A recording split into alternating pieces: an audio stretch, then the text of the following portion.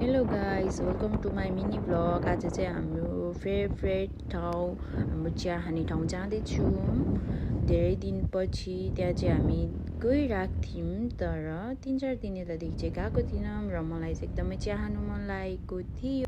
बाइकमा सर जाँदै हो हामी चाहिँ, अनि बाटोमा हामीले यस्तो राम्रो सनसेट देख्छौँ।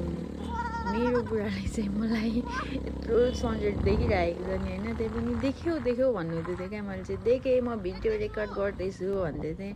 यस्तो राम्रो थियो वेदर पनि। अनि त्यहाँ चाहिँ हामीले यो क्युट डगलाई भेट्यौँ। कस्तो प्यारो थियो क्या, छेउमा आएर बसिराख्ने। अनि मेरो हस्बेन्डसँग टाँसिरहेको थियो क्या। अनि हामीले चाहिँ बिस्कुट दिएको थियौँ उसलाई, अनि हामीले चाहिँ चिया खायौँ। चटपटे पनि यहाँको एकदम मिठो हुन्छ, तर चटपटे खिच्नै बिर्सेछु। हामी चिया खायौँ, यस्तो मिठो थियो चिया। त्यस पछाडि हामी चाहिँ फर्किनु लागेको छौँ। फर्किँदा चाहिँ एकदमै त्यो साँझ परिसकेको थियो क्या, अनि जङ्गल जस्तो थियो। अनि मैले चाहिँ यहाँ मेरो हस्बेन्डलाई चाहिँ जिस्काइराखेको थिएँ, एउटा मुलकुटा चाहिँ मेरो साथमा हुनुहुन्छ भन्दै। अनि टाइपको भिडियो बनाउनु खोजेको थिएँ, तर भएन। आजको लागि चाहिँ